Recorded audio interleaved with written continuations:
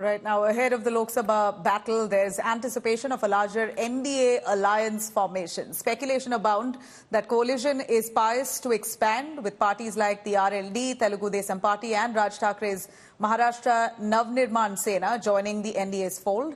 That official discussion has commenced already between the BJP and the MNS for a Maharashtra alliance, with MNS leaders meeting Maharashtra Deputy Chief Minister Devendra Fadnavis for initial talks regarding the upcoming Lok Sabha polls. However, this proposal of seat sharing is still under wraps. No official announcement has come in as yet. In a big boost to the Saffron clan, meanwhile, 16 former MLAs from the AIADMK have joined the BJP. They've also in fact, the political quarters now is abuzz that one former Congress MP also is likely to join the BJP today.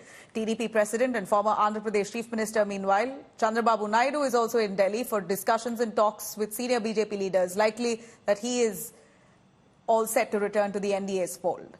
Additionally, insiders suggest that Rashtriya Lok Dal is inclining towards partnering with BJP, with party leader Jayant Chaudhary reportedly offering at least 4 seats in Western Uttar Pradesh during discussions with the BJP netas.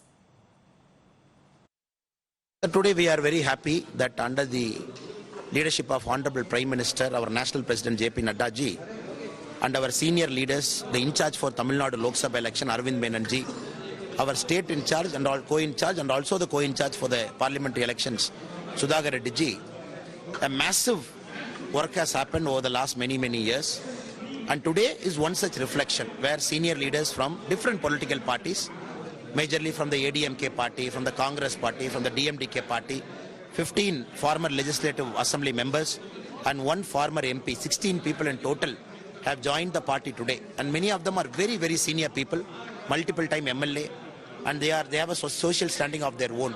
It shows the way in which the wind is blowing in Tamil Nadu. It shows the मैं अपने परिवार के साथ और दर्शनार्थी बनकर के जब भगवान प्रभु श्री राम जी का कॉल आएगा तब।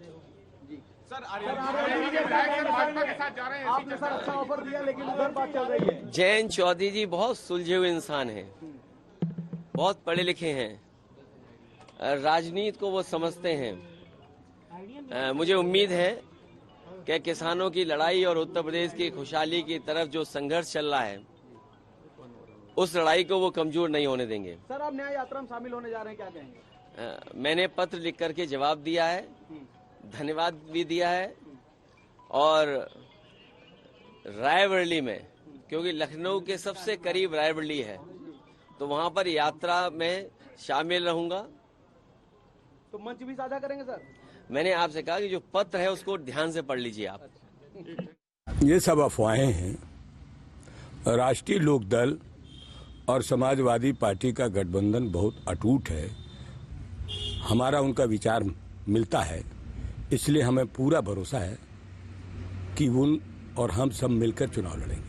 भारतीय जनता पार्टी के द्वारा मीडिया के माध्यम से भ्रमित किया जा रहा है, तो वो कहीं नहीं जा रहे। वो मजबूती के साथ इंडिया गठबंधन में रहेंगे और भारतीय जनता पार्टी को हराने का काम करेंगे। लेकिन आरएलडी आपका ऑटो छोड़ के पकड़ रही है कार बीजेपी की, चर्चाएं चल रही। आप न पकड़ाइए, बाकी पूरा अलायंस एकजुट है और एक अलायंस एकजुट होकर के लड़ेगा, ये मुझे पूरा विश्वास है। कोई चांस नहीं है कि 7 सीटों के अलावा वो कहीं और जाए? नहीं, ये तो संवाद चलता रहता है और ये कोई नई चीज नहीं है। जब हमारे अलायंस है, हमारे सहयोगी हैं, उनसे सब मुद्दों पर बातचीत होती रहेगी और कहीं कोई चीजें होंगी तो हमारा राष्ट्रीय नेतृत्व उसे तय करेगा, उसे निर्धारण भी करेगा। चाहे कि बीजेपी उनको मंत्रिमंडल में भी जगह दे सकती है? नहीं, हम किसी कयास पर कोई बयान नहीं दे सकते। कांग्रेस दानिश अली के लिए अमरोहा चाहती थी दबाव डाल करके, और जयंत जी उस सीट को किसी भी कीमत पे छोड़ना नहीं चाहते थे। तो जैसे बिहार में टूटा समझौता नीतीश जी के साथ का कांग्रेस का, जैसे बंगाल में टूटा ममता जी के साथ, जैसा पंजाब में और हरियाणा में दिल्ली में केजरीवाल जी के साथ टूटने की बात हो रही है, जो राहुल जी ने मजाक में कहा या तो जल्दी समझौता कर लो तो नहीं तो अरेस्ट हो लिए जाओगे। ये सारी चीजें हैं जड़, और जो दूसरी है पूरे जाट समाज में एक बात है, जैन जी की जो सीट है उसको कांग्रेस जबरदस्ती लेना चाहती, वो भी कहीं ना कहीं दिमाग में होगी शायद। इसलिए मुझे लगता है ये कि खटास हुई है और ये चीज फिर आगे दूसरी तरफ बीजेपी की तरफ बढ़ी है, पर अभी सच्चाई कितनी है कितनी नहीं है